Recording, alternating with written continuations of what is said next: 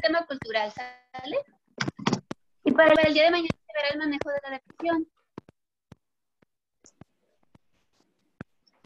Tenemos que la depresión se considera un trastorno que aparece en adultos mayores, que aparece a partir de los 60 años de edad.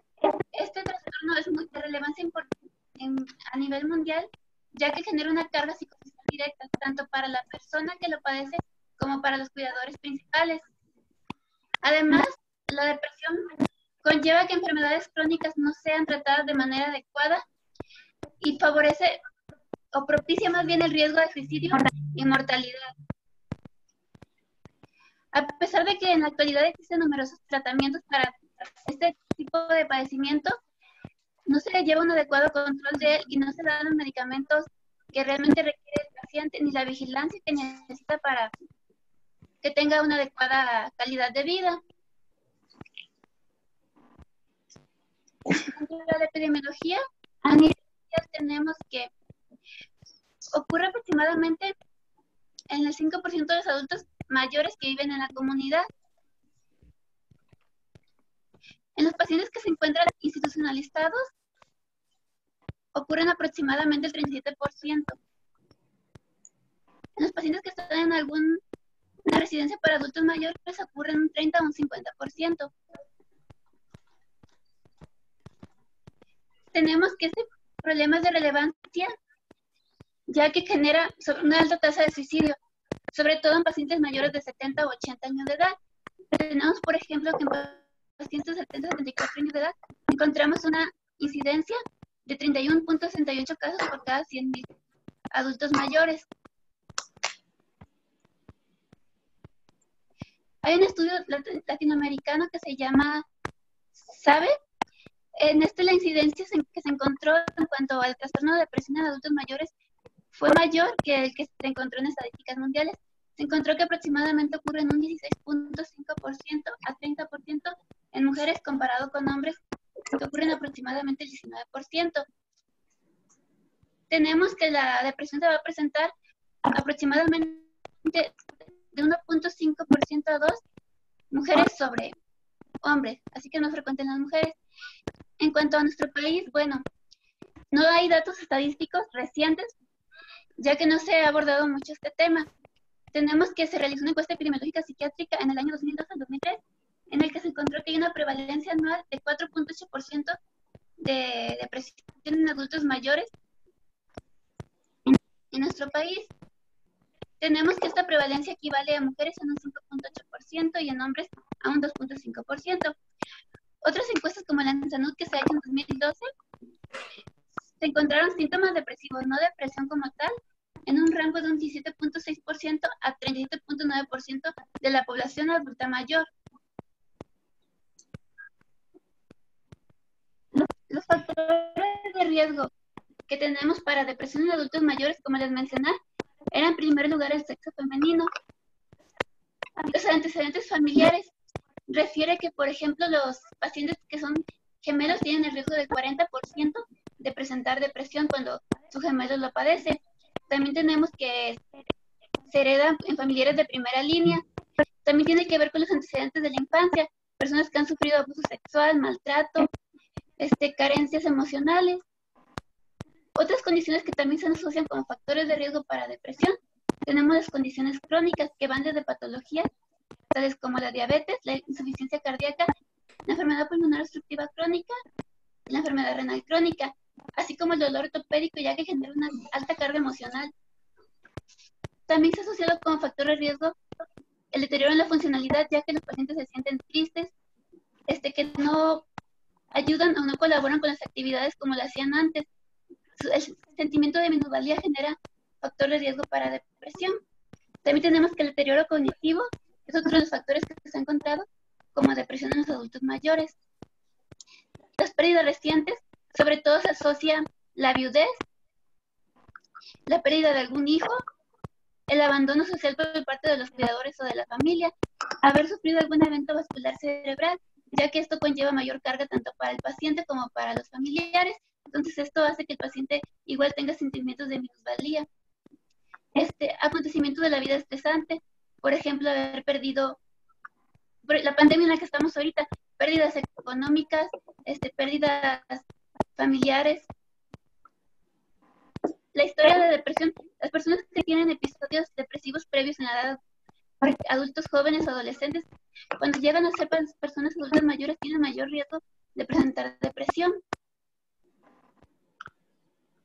Otros que son asociados como factores que precipitan la depresión, tenemos las enfermedades infecciosas. Dentro de estas, la más relevante es el VIH, tanto por la carga emocional que esto conlleva, así como por los medicamentos que también juegan un papel importante en la depresión. Más adelante vamos a ver qué medicamentos están asociados con depresión. Los padecimientos oncológicos, tanto leucemias, neoplasias a nivel del sistema nervioso central o neoplasias sólidas, la enfermedad de Parkinson, las enfermedades de tejido conectivo, la esclerosis múltiple, el lupus eritematoso sistémico, sobre todo porque son enfermedades que tienen manifestaciones a nivel de la piel, a nivel anímico, entonces generan o precipitan la depresión. Mándeme. Oh, perdón, ¿podrás ponerle, sí, pero podrás ponerle como silenciar el sonido de tu computadora? Porque como que choca entre tu celular y la compu. A ver si con eso mejora un poco.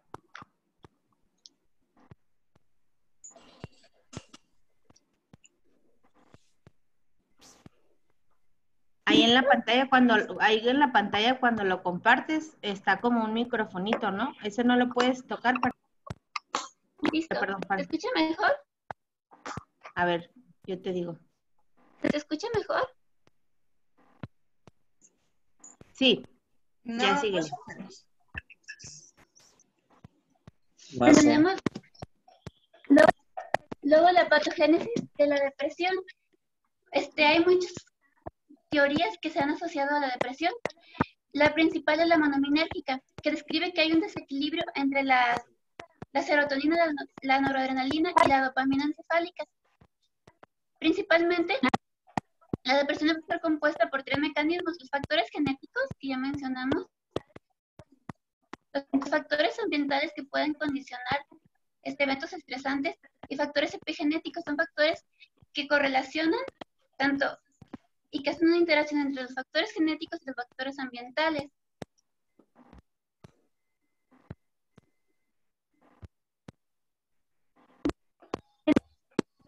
Bueno, tenemos que a nivel anatómico, las estructuras que controlan el estado del ánimo, está la corteza prefrontal, la que vemos aquí, que se subdivide en la parte prefrontal y orbital, que es esta.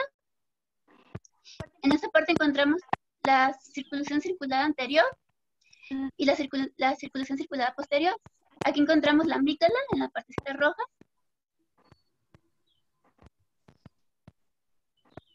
Lolis, mándeme. ¿Te sigues escuchando? No sé si es el internet o porque si estás en tu cuarto, pero se escucha todavía mal. ¿Te escuchas? Pues es que se escucha como entrecortado, no sé. Checa algo porque la verdad creo que te esforzaste un buen y es una buena exposición como para que todos aprendamos. ¿O no intentaste ponerte audífonos? A ver si con eso es suficiente. Yo creo que es el internet.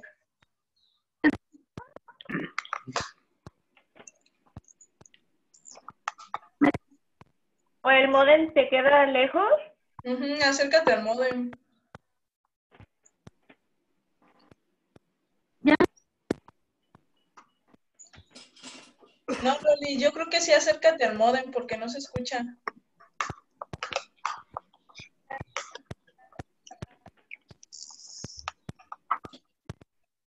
¿O estás compartiendo de tu celular? ¿Mejor? ¿Dónde está la Lolita? Lolita.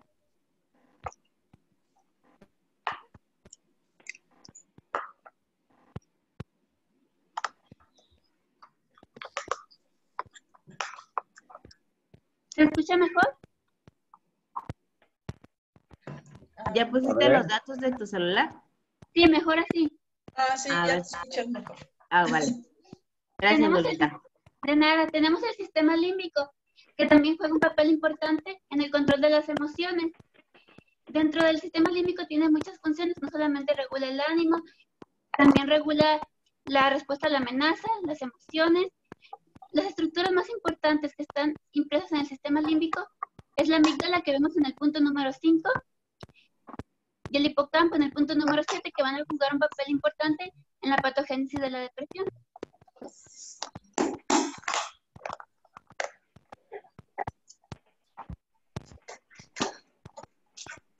Bueno, ahora sí, tenemos dos hipótesis para explicar la patogénesis de la depresión. La primera es la monominérgica y otra es la neurotrófica. La monominérgica trata de que la corteza cingulare anterior, cuando los pacientes tienen depresión, se ha encontrado que está disminuida en volumen de un 20 a un 45%. Esa estructura se encarga de controlar la conducta emocional y afectiva. Luego tenemos que está la corteza prefrontal posterior, la cual se encarga no solamente de la toma de decisiones, la conducta motivada, la memoria de trabajo, también regula la conducta emocional y afectiva. Bueno, tenemos que ¿se acuerdan de los mecanismos que he mencionado? Tenemos el polimorfismo G146-3A, que hace que haya una disminución en la síntesis de serotonina. Tenemos que, bueno, en primer lugar, la serotonina es una sustancia que se encarga de regular el estado de ánimo. Es un neurotransmisor. La serotonina se produce, pues, derivada del triptófano. Entonces tenemos que este polimorfismo que ocurre hace que la cantidad de triptófano que se produce no sea la adecuada o esté prácticamente ausente. Entonces, al no haber una cantidad adecuada de triptófano, pues no va a haber una síntesis adecuada de serotonina. Luego tenemos otro polimorfismo que está asociado a la 1109 proteína G. Esto lo que hace es que hay una disminución en la frecuencia del disparo de la serotonina.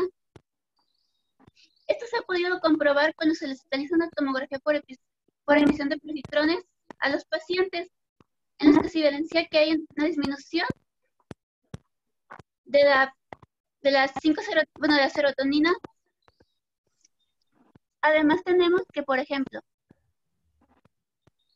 la amígdala regula también la producción de serotonina, pero en pacientes que tienen depresión,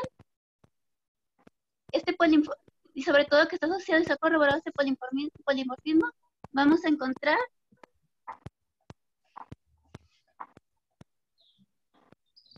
que va a estar disminuida.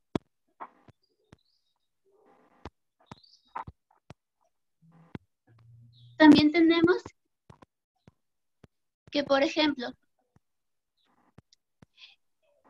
el hipocampo en pacientes que tienen depresión está reducido en tamaño de un 10 a un 20% aproximadamente.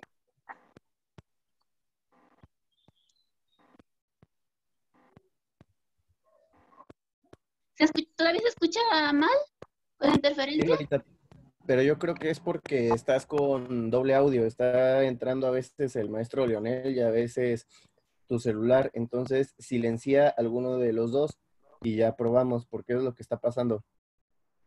Ándale, nada más quédate con el celular y vemos. ¿Ya se escucha mejor? A ver, habla Parece- y ya te decimos. Ajá.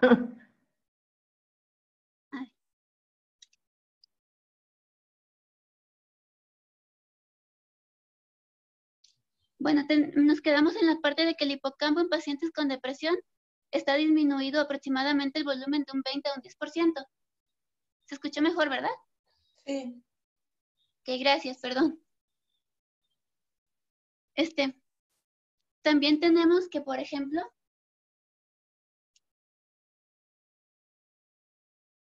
la serotonina se va a liberar ante situaciones de estrés,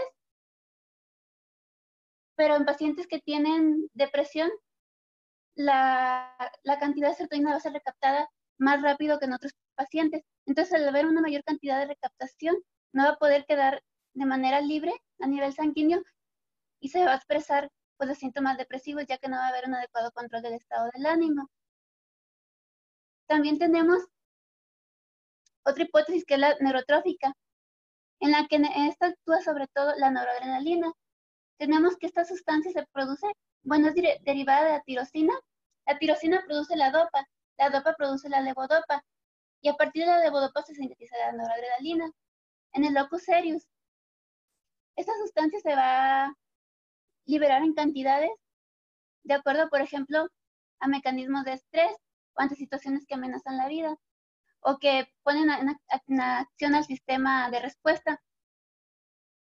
Pero en estos pacientes que tienen depresión, actúa el sistema de monoaminoxidasa que recaptura la noradrenalina. Entonces, al recapturarla, hay menor cantidad de noradrenalina disponible.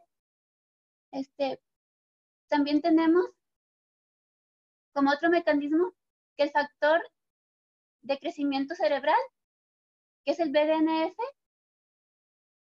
está disminuido en los pacientes que tienen depresión. Entonces, solo se encarga también de regular la plasticidad neuronal. Por lo tanto, estos pacientes tienen una menor cantidad de factor neuronal cerebral. Al tener una menor cantidad, también propician que haya una menor recaptación de serotonina. Hay una mayor liberación de serotonina y no se recapta adecuadamente. Entonces, todos estos mecanismos están interrelacionados de una u otra manera, que al final conlleva que la cantidad de serotonina que se produce sea menor o que la cantidad que se libera también sea baja o poca. Son como los mecanismos que favorecen a que haya menor cantidad de serotonina y se den los síntomas depresivos. Tenemos como presentación clínica que la depresión es muy distinta de un adulto mayor a una persona joven, a una persona adolescente.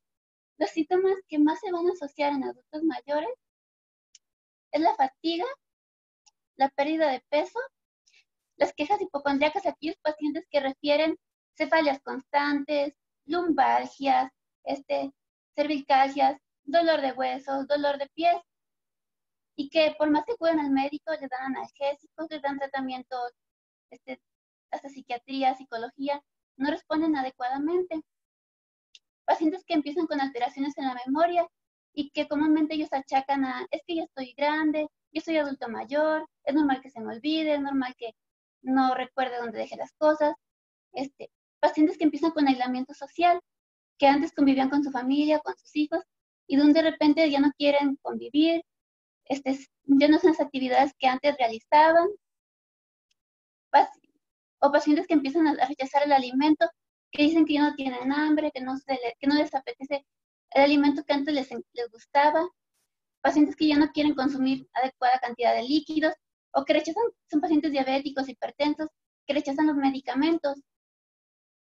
Pacientes que se manifiestan con problemas del autocuidado, aquellos pacientes que andan desaliñados, que no se bañan, que no se arreglan adecuadamente, que no se cortan el pelo, no se cortan las uñas, y que quizás nosotros atribuyamos a que son pacientes sucios, que no les interesa su cuidado, y no, es porque están deprimidos realmente. También se ha asociado, sobre todo esto lo encontramos en pacientes mayores, pero que son del sexo masculino, el aumento en el consumo de bebidas alcohólicas. Eran pacientes que si consumían alguna bebida alcohólica era de manera quincenal, a la semana, pero lo hacen ya frecuentemente, 2-3 veces por semana, que utilizan medicamentos tranquilizantes porque refieren que no pueden dormir adecuadamente, que no concilian el sueño. Entonces son los síntomas que más frecuentemente vamos a encontrar con los pacientes adultos mayores, y no el cuadro tan florido como lo describen el CIE-10 o el DSM-5. Entonces, aparte no es común que en los adultos mayores la depresión se vaya a encontrar con otros trastornos asociados. Puede haber diabetes, hipertensión, deterioro cognitivo. También puede haber signos vegetativos, sudoración, taquicardias. Y con menor frecuencia el paciente va a referir estado de ánimo alegre, casi siempre el estado de ánimo se va a caracterizar. La disforia se refiere a sentimientos de depresión, de tristeza, de aletargamiento. Sobre todo cuando diagnosticamos el trastorno depresivo mayor, vamos a encontrar estado de ánimo bajo, persistente y anedonia, es decir, falta o desgano por hacer las actividades que antes generaban placer. Encontré esa mnemotecnia que ya es bastante viejita, desde el 2006 hay artículos que la refieren. También se han encontrado artículos del 2018 más actuales. Se llama SIGECAPS para detectar los síntomas depresivos. Tenemos primero los trastornos del sueño, que van desde el insomnio al exceso de sueño, o que se llama hiperinsomnia. Vamos a encontrar déficit en el interés, lo que se cataloga como anedonia.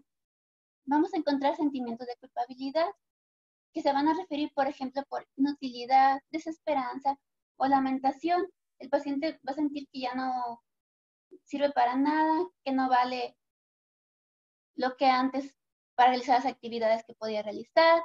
Va a tener un déficit de energía. Si antes iba a caminar, veía tele, contaba cuentos, ahora ya no va a poder hacerlo porque se va a sentir cansado o agotado. Va a tener también un déficit para concentrarse. Ya no va a poder realizar una actividad, por ejemplo, jugar ajedrez, jugar dominó, porque no tendrá la capacidad para concentrarse en actividades que así lo requieran. También va a referir desórdenes del apetito. Ya puede ser que tenga mucha hambre o que de plano no tenga deseo de comer. También vamos a encontrar alteraciones psicomotoras, las cuales se van a manifestar por una agitación psicomotriz o bien, todo lo contrario, por un retardo psicomotriz. Y la última, que es la letra S, encontramos el suicidio o el intento de suicidio.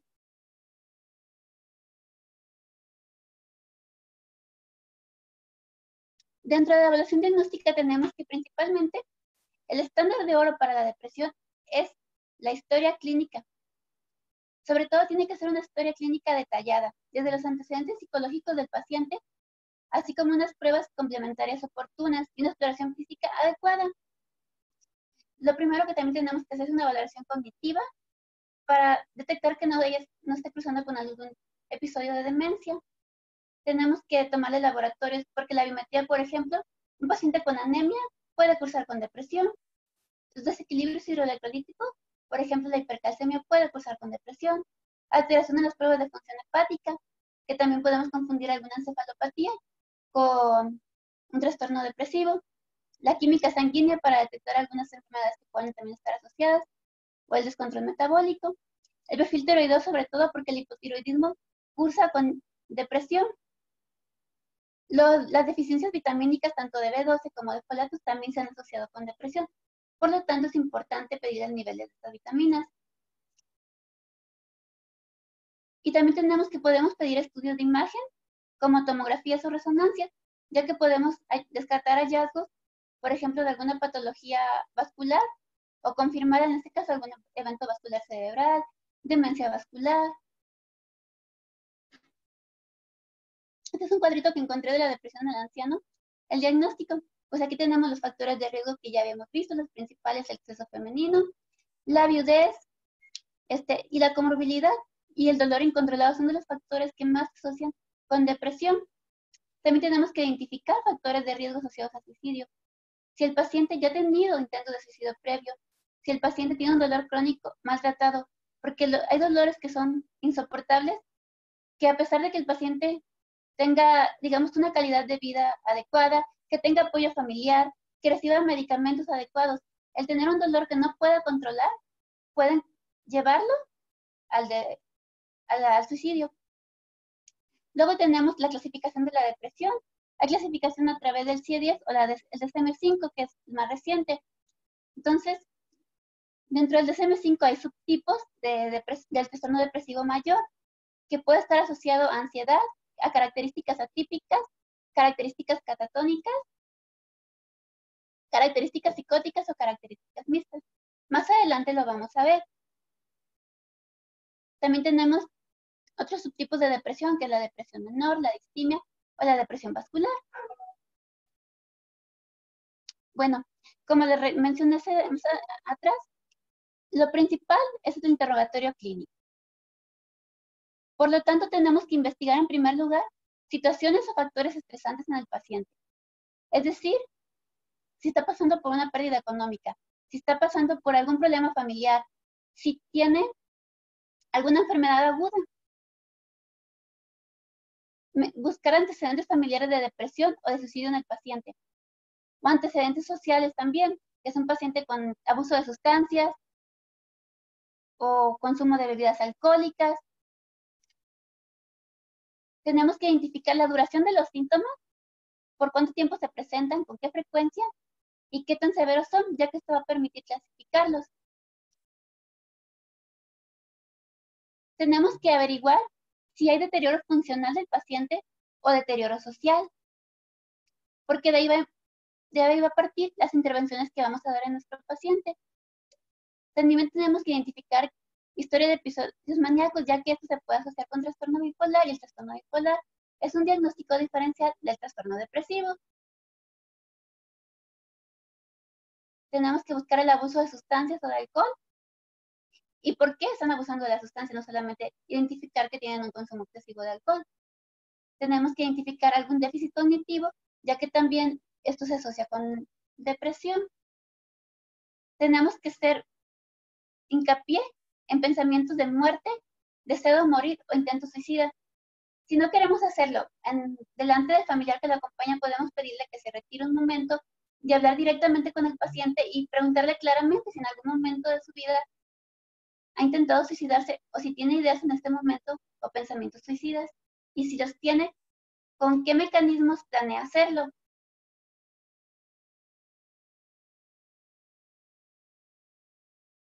Buscar otros síntomas psicóticos como alucinaciones para ver si se trata de un trastorno esquizofrénico o es una variedad del trastorno depresivo mayor de tipo psicótico.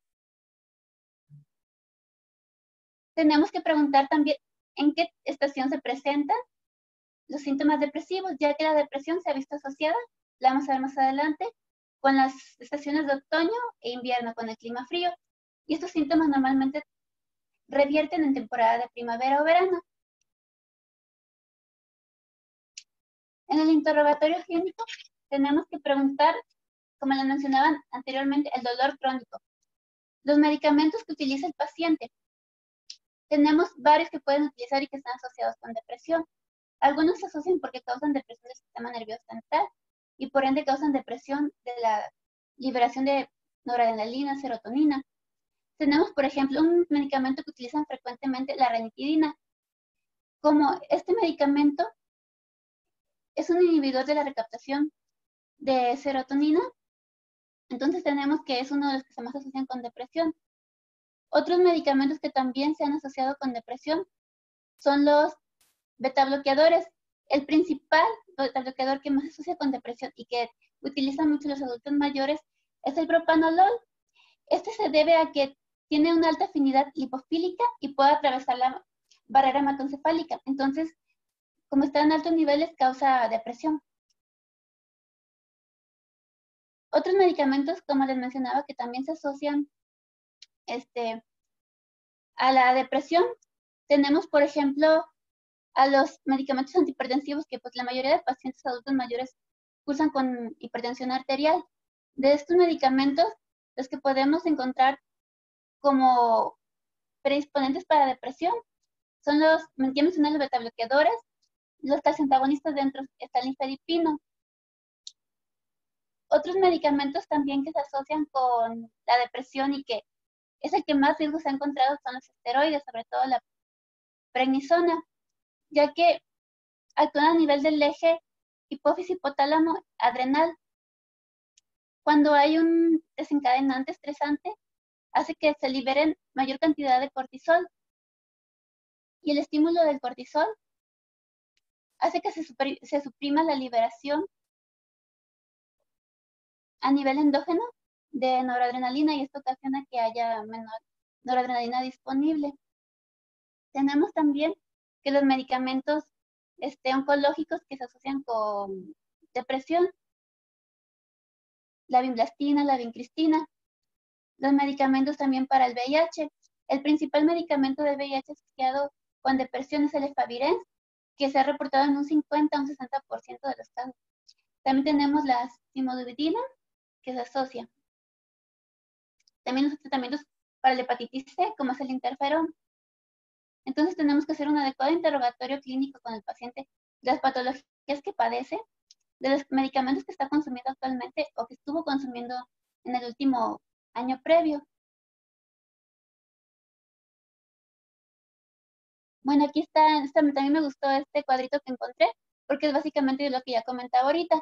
Preguntarle al paciente sobre sus antecedentes psiquiátricos, si ha tenido ideas o pensamientos suicidas, si tiene este abuso de sustancias, si tiene problemas con la memoria, la presencia de dolor crónico, si tiene también la polifarmacia, porque estos medicamentos pueden interactuar y pueden causar como efecto adverso la depresión. Si tiene un adecuado apego al tratamiento, porque de esto va a partir que a la hora de que le demos los medicamentos antidepresivos, el paciente pueda llevar un adecuado control de ellos, una adecuada adherencia, porque de nada sirve darle medicamentos de primera línea y el paciente no se los va a tomar o no va a tener una adecuada red de apoyo que se les administre. También tenemos que identificar los factores que condicionan la depresión, y como ya mencionamos, la viudez, la pérdida de un hijo, pérdidas económicas, también la capacidad del paciente para interactuar socialmente con las personas que lo rodean. También preguntar sobre todo si tiene algún medio para cometer algún acto de suicidio, por ejemplo, si cuenta en su casa con armas de fuego. Es algo que quizás no consideramos relevante, pero debemos saberlo porque de ahí puede partir. Y también identificar que no haya en su familia historias de demencia o suicidio, porque esto incrementa el riesgo. Tenemos que hacer una exploración, después de todo el interrogatorio clínico que vamos a hacerle tanto al paciente como a los familiares. Ahora vamos a tener que realizar una exploración física general y completa para encontrar hallazgos que nos puedan hablar de que el paciente está pasando por depresión.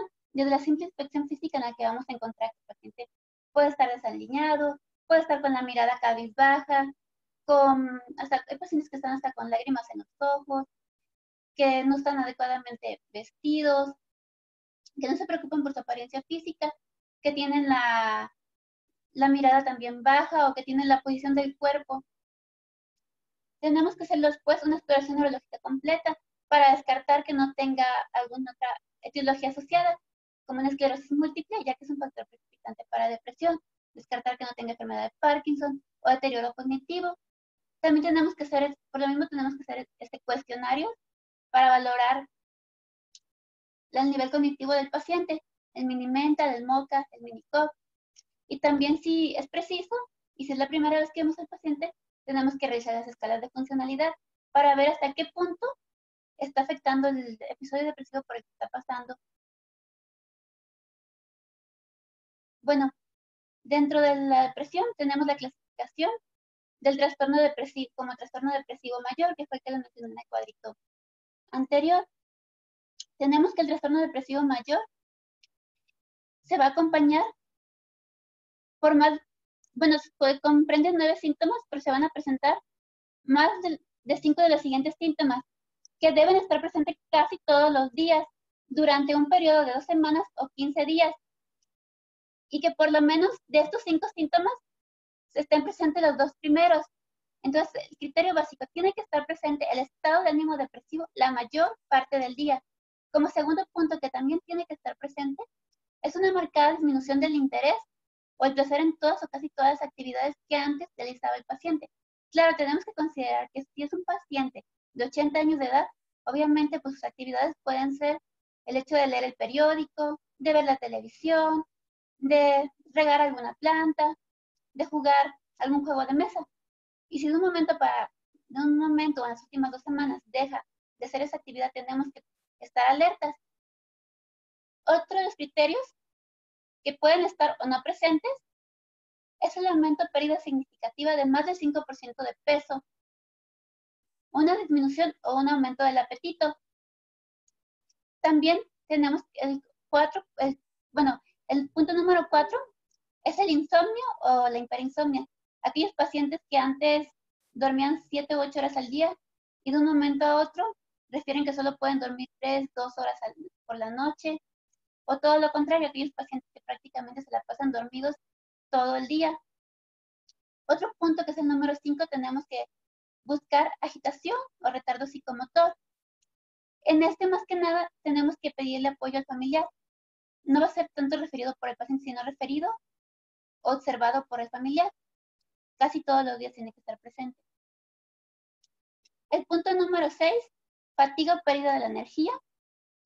El punto número 7, que puede estar o no presente, sentimientos de inutilidad, minusvalía o culpa excesiva o inapropiada, que es cualquier cosa que sienten que le hacen mal, que no deberían estar vivos, que no sirven para nada, que solamente son una carga para sus familias. El punto número 8, tenemos que van a tener una capacidad disminuida para pensar, para concentrarse o indecisión. Sobre todo eso lo van a notar por los familiares, que les preguntan, por ejemplo, ¿qué quieren comer? Y antes con toda la seguridad les preguntaban, ¿se me antoja esto? Y ahora no les pueden contestar, lo que tú digas, como tú quieras, lo que sea está bien. El punto número 9, van a ser pensamientos recurrentes de muerte o suicidio, o un intento de suicidio como tal, o tener el plan en mente para suicidarse. Entonces quedamos, son 9 criterios. Tienen que estar presentes los primeros 2 más 3 de los siguientes que quedaron restantes durante un periodo de 2 semanas. Continuando, tenemos como punto B que los síntomas generan algún malestar significativo clínicamente y un deterioro ya sea a nivel social o laboral en otras áreas del funcionamiento del paciente. Y como punto número C, este episodio no debe ser atribuido a alguna sustancia o alguna otra afectación médica por la que esté cursando el paciente. Por ejemplo, que esté cursando con demencia, y bueno, que este episodio no se puede explicar por otro tipo de trastorno, y es el trastorno esquizoafectivo, el trastorno bipolar, un trastorno delirante, o otros trastornos de ese mismo espectro. Y el otro que nunca haya cursado con un episodio maníaco o hipomaníaco. Y el CIE-10 lo clasifica de esta manera.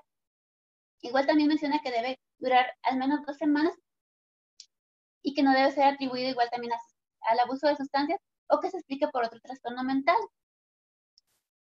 Y aquí también vienen más o menos los síntomas que mencionamos anteriormente, pero el que más se utiliza actualmente es el DSM-5, solamente se lo puse como referencia.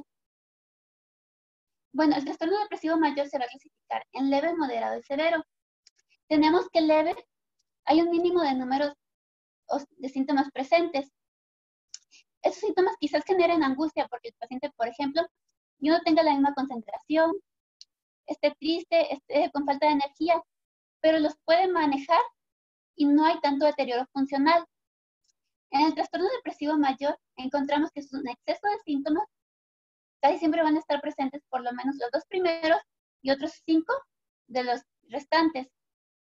Los síntomas ya no son controlados por el paciente e interfieren en sus capacidades para realizar las actividades tanto básicas como instrumentadas de la vida diaria y genera una alta carga social para los cuidadores de este paciente.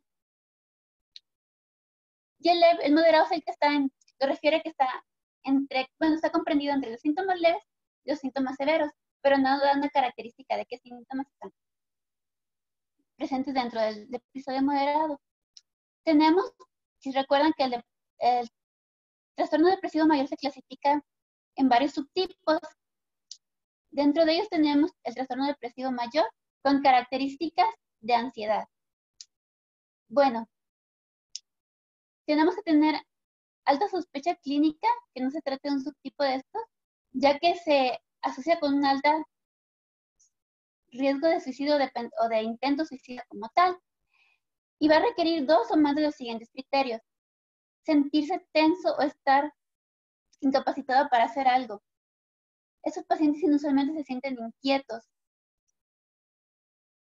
Tienen dificultad para concentrarse ya que se preocupan demasiado por el entorno que los rodea, por las enfermedades que padecen, por lo que está sucediendo a nivel mundial. Tienen mucho miedo de que algo terrible les pueda suceder. Ven todo lo que les rodea como una amenaza. Tienen miedo de perder el control de sí mismos. Creen que en un determinado momento ya no van a poder controlar sus enfermedades controlar los síntomas de depresión, la ansiedad.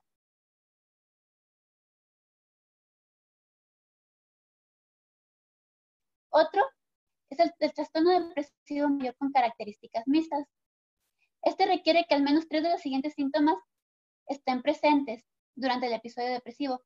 Aquí el ánimo va a estar elevado, los pacientes van a estar eufóricos, alegres inusualmente cuando era un paciente que normalmente era tranquilo, calmado, y de repente empieza a estar alegre, fiestero, todo le da risa, su autoestima va a estar aumentada y va a sentir sentimientos, su ego va a estar muy exaltado, se va a sentir superior a los demás o va a expresar sentimientos de superioridad. Va a empezar a hablar o decir cosas más frecuentes de lo habitual, va a tener una fuga de ideas o pensamientos acelerados de un momento a otro, va a estar hablando de una cosa y de repente va a cambiar de tema y no va a poder controlar ni siquiera la manera de expresarse. Va a tener la energía incrementada para realizar sus actividades y va a tener disminución del sueño. Entonces se requieren 3 o más de los siguientes síntomas para hacer el diagnóstico. Y tienen un alto riesgo de un 30% aproximadamente de desarrollar, aparte del episodio depresivo, un trastorno bipolar. Luego tenemos la depresión con características melancólicas.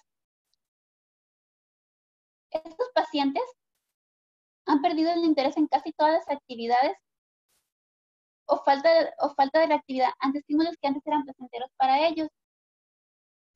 Entonces tenemos que tener en cuenta que el primer punto o el contexto es que son pacientes que han perdido el interés por lo que antes les gustaba, más 3 de las siguientes características que voy a mencionar. Aquí el estado de ánimo va a estar deprimido. Tristeza va a ser lo que más va a predominar. Estos síntomas regularmente van a empeorar o se van a hacer presentes durante la mañana. Estos pacientes van a tener también despertares tempranos. Si antes se levantaban a las 7, se van a levantar a las 5 de la mañana. Van a tener pérdida significativa de peso y también pérdida del apetito. Se va a encontrar un marcado retraso psicomotor o agitación. Se van a sentir excesivamente culpables. Van a creer que todo es responsabilidad de ellos y que no funcionan para hacer lo que antes realizaban. Dice que aproximadamente de los trastornos depresivos mayores de un 20 a un 30% se caracterizan por características melancólicas. Luego está aquel trastorno depresivo mayor con características atípicas. Esto ocurre en aproximadamente el 40% de los trastornos depresivos. Como característica distintiva, es que el ánimo del paciente va a mejorar cuando ocurren acontecimientos positivos. Por ejemplo, aquel paciente que estaba triste y deprimido, pero llega su hijo de Estados Unidos y su ánimo cambia, su estado de ánimo prácticamente cambia. Está alegre, está más contento de lo inusual. Aparte de que existe la temporalidad de que este trastorno se va a asociar con acontecimientos positivos, tiene que presentar 2 de las siguientes características. En este caso, va a haber un aumento de peso o un aumento del apetito. Aquí el sueño va a estar incrementado. Vamos a tener una característica que se llama parálisis plumble, otros lo refieren como parálisis de plomo. Los pacientes van a referir a nivel de las extremidades sensación de pesadez y torpeza. También tenemos otra característica, que los pacientes van a tener una marcada sensibilidad interpersonal, que en cualquier crítica, por mínima que sea, y así sea positiva o constructiva, la van a tomar a mal y se van a sentir rechazados. Luego tenemos la depresión con características psicóticas. Esta se va a caracterizar por cursar con delirio, no confundir con delirium, y alucinaciones. Esto puede ocurrir en cualquier grado de trastorno depresivo, es decir, que puede ocurrir en un trastorno depresivo mayor leve, en un trastorno depresivo mayor moderado o ya sea severo. En estas características psicóticas que se van a encontrar van a ser principalmente alucinaciones de tipo auditivas que se caracterizan por voces que los acusan o los condenan por algo que pudieron haber hecho o no hicieron. y alucinaciones visuales. Los temas sobre cuál van a estar relacionados a estas características psicóticas son con la incapacidad personal, sentimientos de culpabilidad, de enfermedad, de muerte o de castigo merecido. Luego tenemos la depresión con características catatónicas. Ese también puede ocurrir en pacientes que tienen psicosis, pero puede ocurrir también sin la psicosis. Se requiere que tengan la presencia de 2 o más de las siguientes características. En estos pacientes vamos a ver una marcada alteración psicomotora, que puede ir desde un paciente que lo ves en la consulta que está inquieto, que está agarrándose el pelo, que agarra tus instrumentos, que se desabrocha el zapato, o un paciente que prácticamente no coopera, que está callado, retraído, tímido, o que hace movimientos estereotipados, ya sea chuparse el dedo, mover una oreja. Entonces estos pacientes van a tener una cooperación disminuida, ya sea porque están muy exaltados o porque están poco cooperadores, tanto en la exploración física o en el interrogatorio clínico.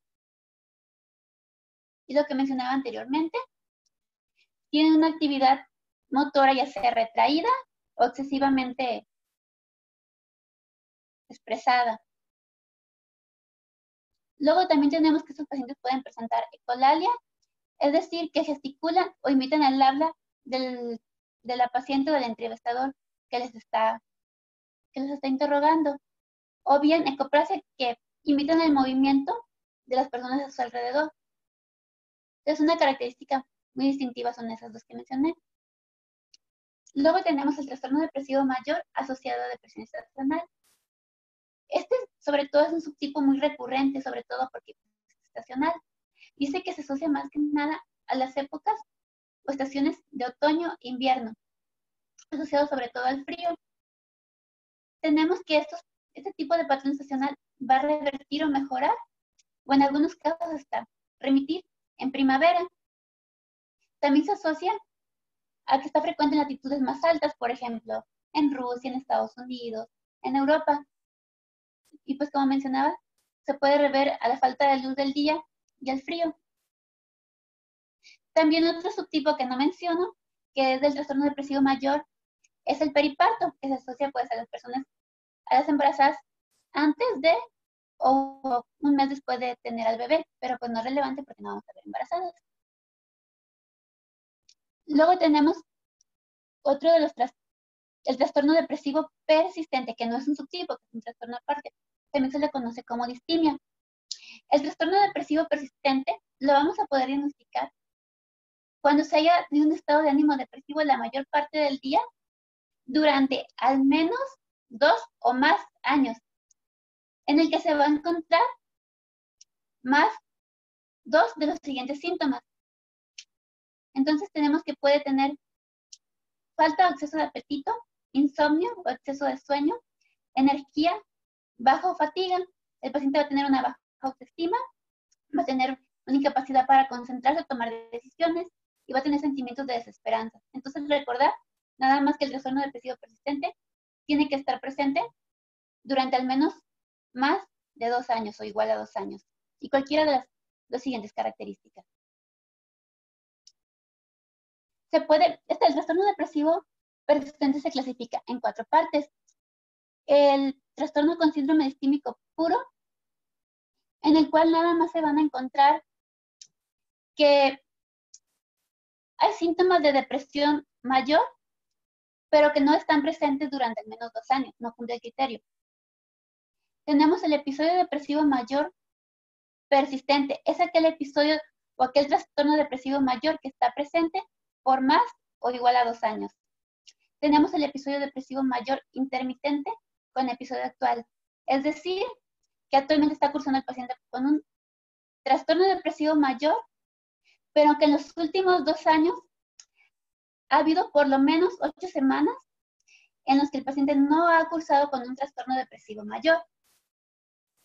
Luego tenemos el episodio depresivo mayor intermitente sin episodio actual. La diferencia es que el paciente ha cursado con trastorno depresivo mayor durante al menos 2 años, pero en este momento no tiene un trastorno depresivo mayor. Y bueno, también tenemos otro que es la depresión menor. En lugar de encontrar los 9 síntomas, o por lo menos la mayoría de los síntomas que encontramos en el trastorno depresivo mayor, aquí vamos a encontrar por lo menos 2 o 4 síntomas de la depresión y que van a durar también por lo menos van a ser presentes durante 2 semanas en los últimos 2 años.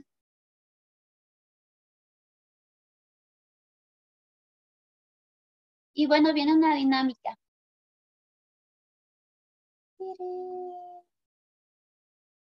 No sé, que el doctor Lescano escoja un número.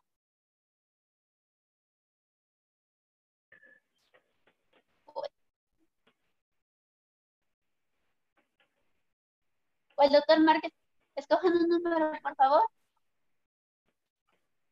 El 7. Esta pregunta, bueno, están incluidos nombres de cualquiera de los R1 o los R4. Omití algunos, así que en algunos va a venir el nombre de una sola persona, en otros va a tener el motín de que son 2 personas. Ustedes deciden quién contesta la pregunta. Bueno, nuevamente, ¿Andrea o Jorge? Monas. El monas. Monas. ¿Yo qué? Dicen que primero las damas. Es que se resbala. Ahí está. Ya vimos la. Ya la vimos. Ya vimos la respuesta. Hay más preguntas, espérense. ¿Le toca a Jorge de todas maneras? Es que no les quitó la... Pues es que antes era Checoslovaquia, ¿no? Y cuando era Checoslovaquia... República Checa. Praga. ¿No es Praga? No viene ahí, pero... ¿Qué? Se las pasó. Yo he viajado por todo el hace mundo. rato. ¿Cómo se las iba a pasar? Como son sus compas. A ver, échame más. Ay, Dios. Espántame, Panteón. A ver, otro número que no sea el 7. A ver, doctor. El 9 dice. 9. Maestro Leonel, el 9. Ahí va. Daniela. Está de guardia. Sí, no se conectó. 4. Monas. ¿Cuál número? Que la responda el monas. ¿Mande? Que responda la Daniela el monas. Bueno, hay más preguntas, sí hay tiempo. A ver, el 4, el 4. Ahí, ¿cuál es? No, es que falta otra. Está muy fuerte. El pípilo. No es cierto, no. Se va a No está ahí la respuesta, no es esa. Ay, Lola, ¿cómo que no pone la respuesta? Es que no se guardó las animaciones. O sea, si la pongo va a salir la respuesta, entonces no puedo. Recuerda. No, pues no sé. A ver. No sé. La- A ver.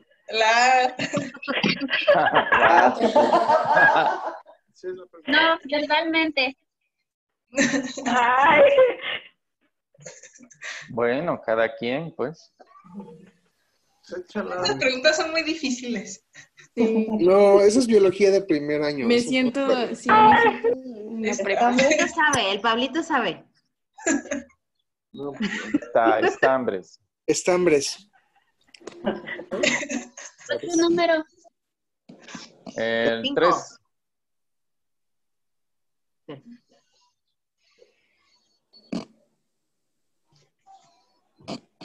¿Quién va a contestar?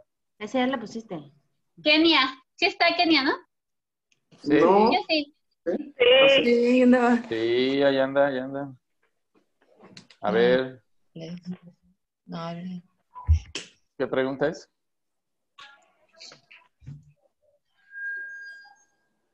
Esa está fácil, no necesitan que les ponga la respuesta. Tienen 30 segundos, un minuto. Lola.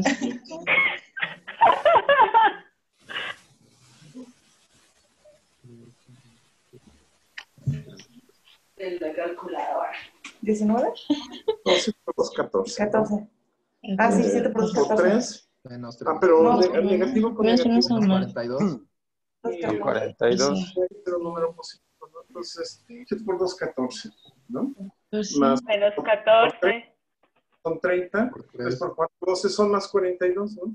Menos 42, ¿no? No, más No, 42 más porque positivo. menos por menos Menos se 9. hace positivo. Rector más 42. ¿Quién contestó? 42 positivo. Sí, porque menos por menos es más. 7 por 2, Claro. 14. Ah, sí, 14 por 3, cierto. 42. Ay, Pablito, No. qué bueno que no somos ingenieros ni nada por el... Muy bien, muy bien. Sí. Ese fui yo, ¿eh? A ver, escojan otro número.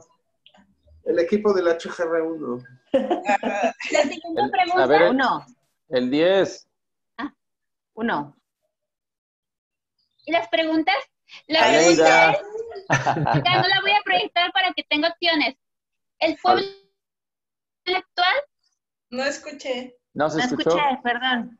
¿El pueblo inca existió en el actual Chile, México, Honduras o Perú? O Perú. Perú. Perú, dice el Pablito. Los R4 dicen que Correcto. Perú. A ver, Sí, otras sí. 3 preguntas más. Doctor Lascano, mi punto, mi punto.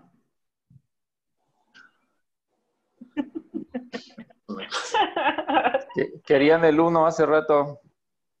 Ahí va. Creo que sí está. El doctor Roger. No, no está, está en la No está el UMF. Roger, está en la UMF. Otro número. Pero se lo hubiera sabido, siempre se sabe todo. El 5. El doctor Lascano no está. Sí, sí, está. La Citlali, la Citlali. Citlali. Ay, Lola. Ahí va la pregunta. A ver. ¿Qué queda en la marimba? ¿Cuál es la capital de Hungría? ¿Varsovia, Budapest, Praga o Estocolmo? Budapest. ¿Correcto? Muy Punto, bien. doctor Lascano, por favor. A ver, otra más. Yo no elijo. Ah, bueno, está bien. Va. 12. 12. Muy bien. Bueno, ¿cuál de los siguientes países no es un Ay, país europeo? ¿Pero a quién le toca, Lolis? Ah, 12.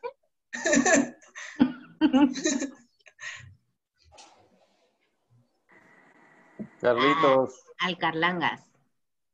Vale. No se no cuenta porque ya la moví. Entonces No otras. cuenta. La siguiente pregunta es mejor. El A. Ya. ¿Qué es? No, porque pues no cuenta. ¿Qué es un número primo?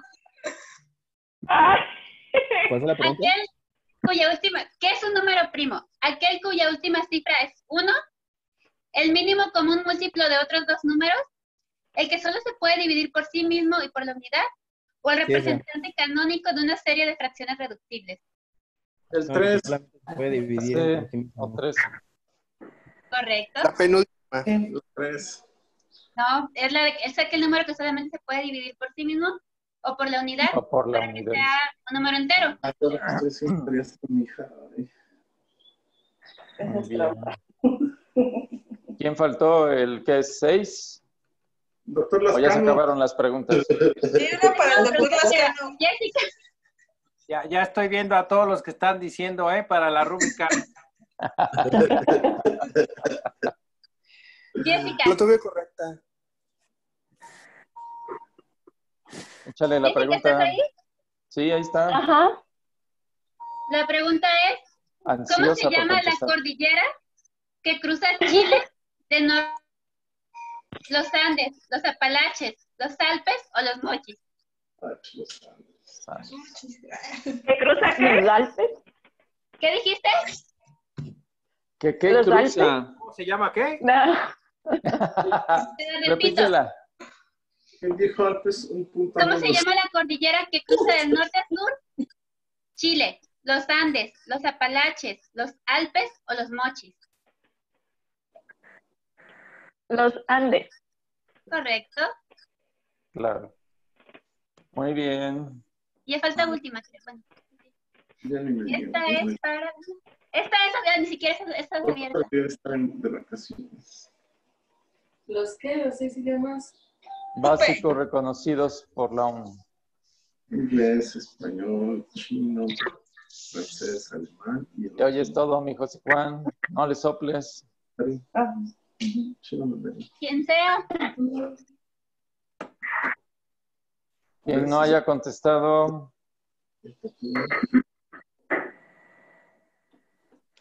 La Leslo. La página de la ONU. Eso sí. Lo está buscando, lo está buscando. puede ser Francés, Arturo. inglés, Mira, Arturo quiere contestar, ya lo vi. portugués. ¿Cuál es? Francés, inglés, portugués, Español. chino Portugués mandarín. no es un idioma básico considerado por la ONU. Ah, básico. Dice básicos reconocidos por la ONU. No, idiomas hay muchos, pero Ay, Lolita. Ay, Lolita. No, ya mejor dinos. Sí. Se pone ruda Lolita, ¿eh? Ok. inglés, español, chino, mandarín, ruso, árabe y francés. Francés. Ajá, Ah, pero mira, ruso y árabe. Bueno. ajá. Maestro Claro, Leonel estamos- está muy rudo. Faltaban dos. Y uno no era. Y una última pregunta, a ver quién me toca. Ahí va. Ahí ya la vi. No, porque me las brinqué, esas no. Es que, por ejemplo, ¿Qué para número este- escoges? El ¿Qué 7. será? Ya, el Falta el 7 11, ya. el 12 y el... Creo que Ah, ya van pues, tú. No, el 12 ya. El 11. Pablito o Adriana. A ver. Échenmela, dice. No vas a decir que no sirve tu audio.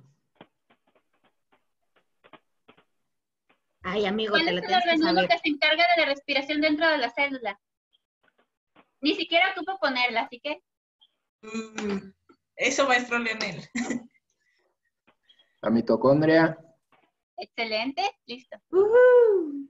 Uy, espántame, Panteón. Muy bien. Ya no creo que queden. No sé si faltaba el quién era el número. Ah, Falta el 9, ¿no? sí. Allá vi la pregunta. No, esa no va a ser. El A 9. ver, ve quién es el 9. Ah, San Dani, ya están todos, creo. ¿Ya? Entonces, ¿el que se equivocó está deprimido o cómo? Ah, no, falta el 8. El 8. Watson. Ah, Fatito. Yo mandé. La pregunta es. ¿Era la de los arácnidos?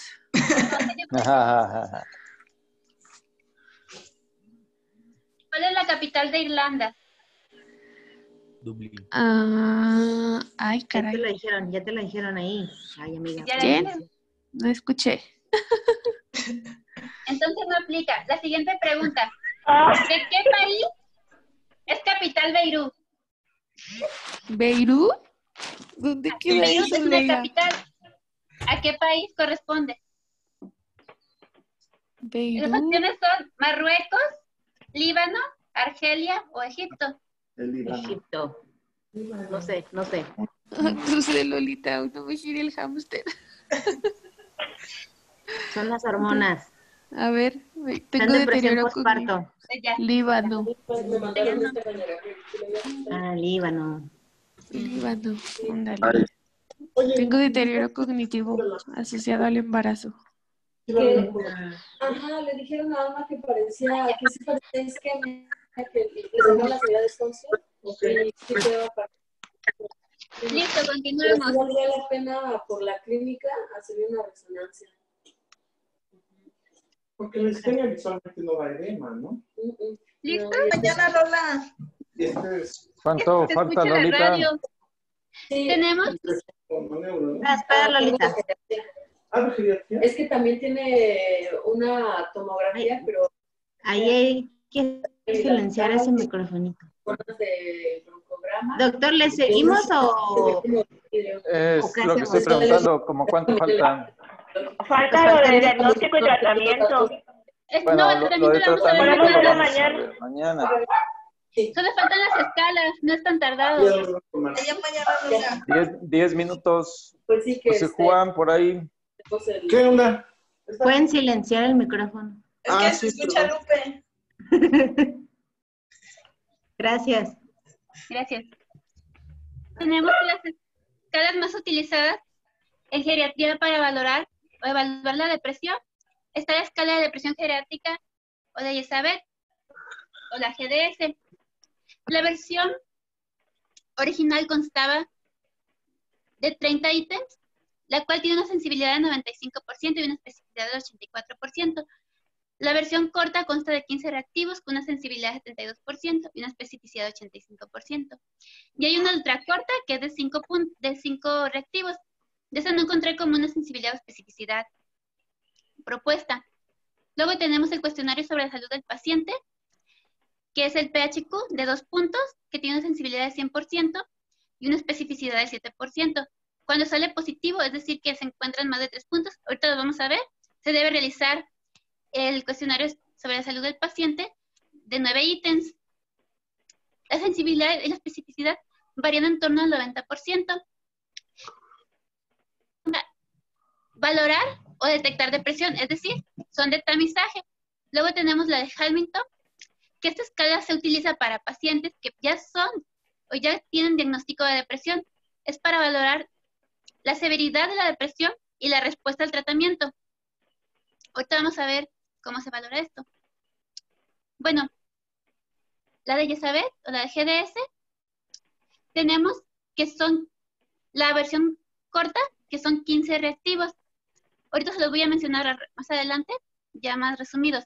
Tenemos que el punto de corte de 0 a 5 se va a considerar normal, de 6 a 10 una depresión moderada y arriba de 10 puntos vamos a hablar de una depresión severa. Las características que se le preguntan al paciente básicamente es bimodal, va a contestar no o sí. La primera pregunta que se le pregunta es si se siente satisfecho con su vida. Entonces, para considerarlo como positivo es que te diga que no. El segundo punto es si ha dejado de hacer lo que antes le interesaba. Lo esperado es que te diga que sí. Si siente que su vida está vacía, lo esperado es que te diga que sí para que cuente como positivo para depresión. Si está enfadado o hastiado con frecuencia, lo esperado es que te diga que sí. El otro punto que le vas a preguntar es si se siente de parte del tiempo. Lo esperado para considerarlo positivo es que te diga que no. Otro punto que le vamos a preguntar al paciente es que si siente temor o preocupación de que algo malo le vaya a ocurrir. Si te contesta que sí, se considera positivo. El punto número 7 es preguntarle si se siente feliz la mayor parte del tiempo. Para considerarlo positivo es que te diga que no. Punto número 8. Si está o se encuentra en este momento en una situación que no tiene salida. Lo esperado es que te diga que sí. Punto número 9 es preguntarle al paciente si prefiere quedarse en casa, si ya no tiene ganas de salir, si no tiene motivación para realizar cosas nuevas. Lo esperado es que te diga que sí. El punto número 10, si se siente con más problemas, sobre todo de memoria, comparado con el resto de la población de su edad, no con adolescentes o adultos jóvenes. Lo esperado es que te diga que sí. El punto número 11 es preguntar al paciente si encuentra maravilloso estar vivo. Lo esperado es que te diga que no. El punto número 12 es preguntarle si en este momento se siente inútil por las circunstancias actuales por las que está pasando. Lo esperado es que te diga que sí. Punto número 13, preguntarle si está lleno de energía. Lo esperado es que te diga que no. ¿Y cree usted que su situación no tiene esperanza o no tiene salida? Lo esperado es que te diga que sí. El punto número 15 es preguntarle si siente o percibe que la mayoría de personas están en mejor situación que él. Lo esperado es que te diga que sí. Entonces, recordando, abajo de 0 a 5 puntos vamos a considerar normal. Por arriba de 6 a 10, una depresión moderada, y de 10 puntos en adelante, una depresión severa. Esa es la versión larga de 30 puntos. Aquí el punto de corte era, esta escala fue originalmente creada por Bray y Elizabeth en 1982 y la otra fue por Check y Elizabeth en 1986. Aquí el punto de corte era de 11 a 14 para catalogarla como depresión moderada y arriba de 14 ya era depresión como tal. Pero eso ya no lo utilizamos, más bien usamos el corto.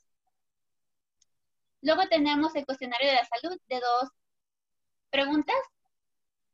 que la primera pregunta que se le va a hacer al paciente es si ha perdido el interés o el placer por las cosas que antes realizaba. La segunda pregunta es si se ha sentido triste, desvalido o desesperanzado. El paciente te puede preguntar los días o casi todos los... Esto se va a puntuar de 0 a 3. Cuando en este cuestionario se obtiene una puntuación arriba de 3 puntos, por ejemplo, que ha perdido, en algunos días, ha perdido el placer por hacer las cosas que antes le gustaban, 1 punto, por ejemplo. Y posteriormente te refiere que se siente desesperanzado y con ánimo deprimido. La mitad de los días tenemos 3 puntos. Entonces, con esos 3 puntos que obtuvimos, es 80% sensible y 90% específico para el diagnóstico de depresión mayor, y se debe realizar el otro cuestionario, que es el de 9 ítems. El de 9 ítems, igual tenemos que se clasifica, son 9 preguntas, se le va a hacer referencia a las últimas 2 semanas de haber presentado estos trastornos, y los puntos de corte van de 0 a 3, de 0 para nada, y de 3 que ha estado presente casi todos los días. Igual son parecidos las primeras 2 preguntas que vimos en el anterior, el poco interés o placer por hacer las cosas que antes le gustaban, se ha sentido desesperanzado, aquí ya entran los otros puntos, que es la dificultad para dormir o para conciliar el sueño, la falta de energía, el poco apetito o que ha comido en exceso, es otro punto, que se ha sentido mal consigo mismo, se siente fracasado, el punto número 6, el punto número 7, que le cuesta concentrarse, el punto número 8, que se destaca por tener agitación psicomotriz, y el punto número 9 es que ha tenido ideas o intentos suicidas. Y ya luego, si este paciente contestó que sí, por lo menos afirmativo a 3 de las cuestiones, de las 9 cuestiones anteriores, se le tiene que hacer la siguiente pregunta, que si estos síntomas que ha presentado han interferido con la capacidad para realizar su trabajo, sus tareas que realizaba en su hogar, o con la interacción que tenía con otras personas. Si para nada ha interferido, si ha interferido un poco, o ha sido muy difícil porque la interferencia ha sido considerable, o si ha sido extremadamente difícil poder solventar los trastornos o los síntomas que presentó. Entonces, para nada es prácticamente, pues, sin síntomas, extremadamente difícil, es que está muy sintomático el paciente.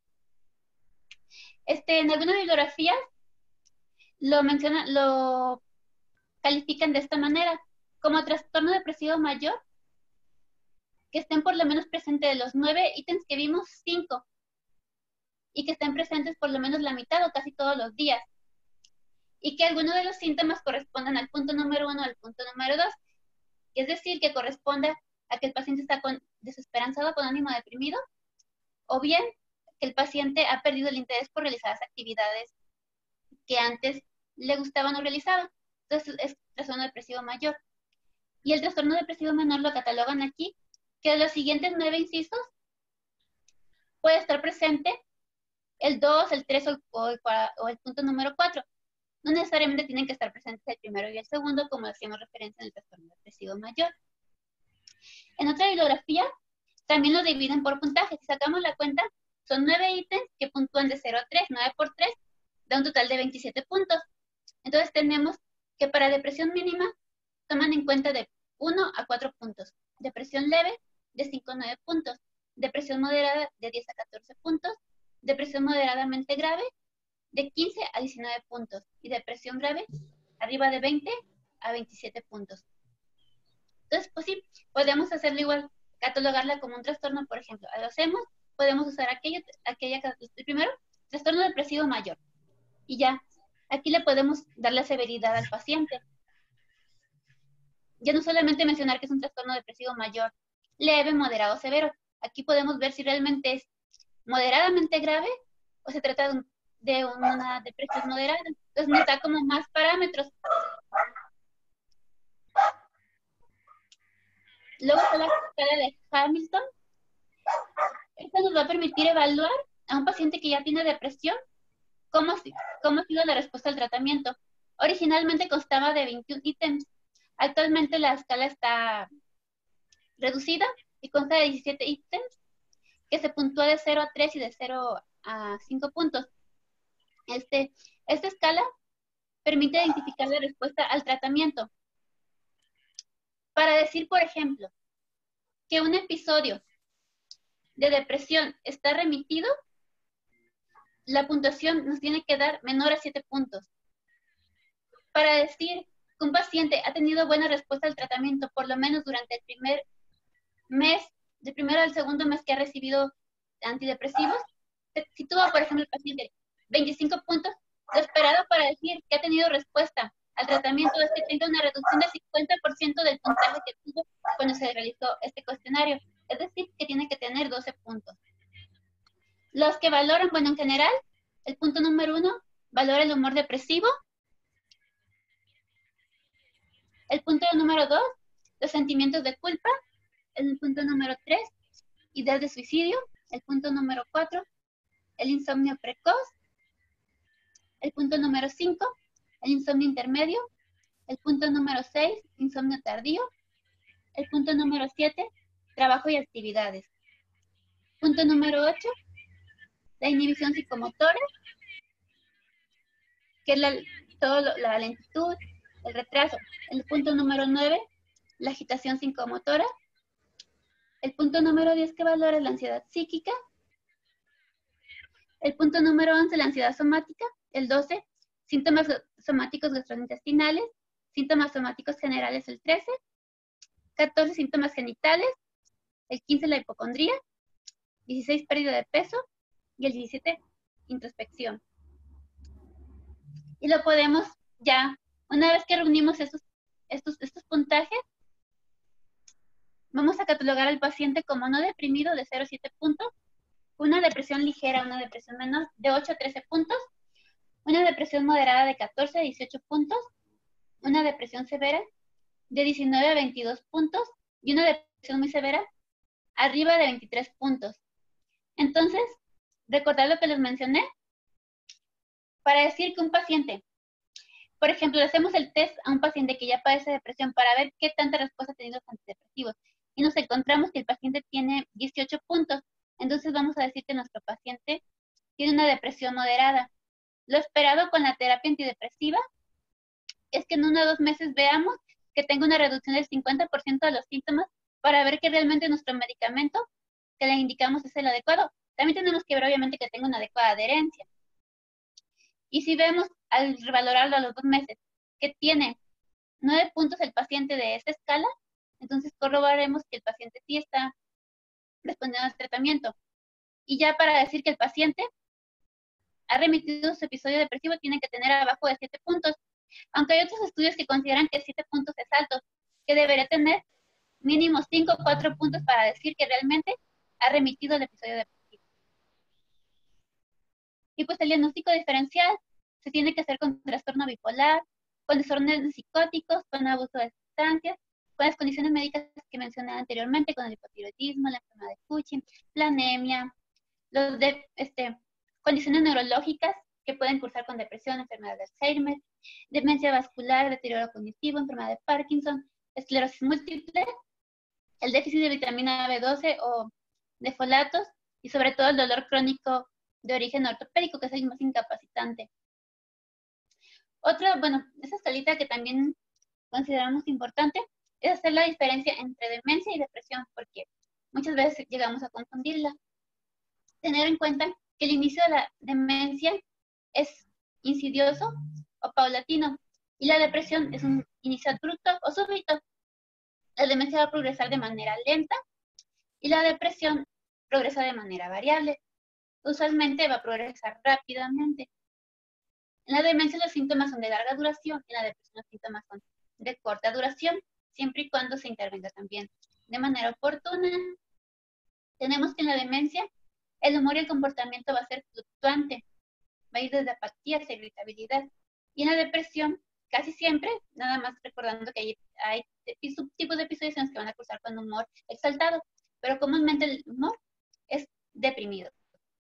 El paciente con demencia va a justificar sus fallas de memoria, siempre va a encontrar, lo va a achacar a su edad, por ejemplo. En cambio, el paciente con depresión no le va a importar decir que se olvidan las cosas, que no sirve para nada, que es un inútil, que no debería estar vivo. A él va a decir las cosas tal cual. En la demencia, la alteración cognitiva va a permanecer estable. En la depresión, la alteración cognitiva va a ser muy fluctuante. Y aquí las funciones corticales van a estar alteradas y en la depresión van a estar estables.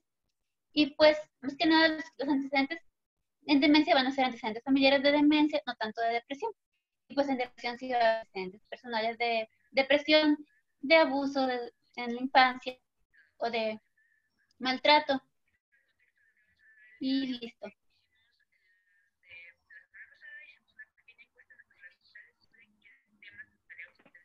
Muy bien, Lolitz.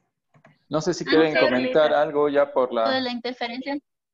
Sí, por la premura de tiempo. Ya casi se termina el tiempo. Pues Juan, ¿quieres comentar algo? ¿Ya se fue?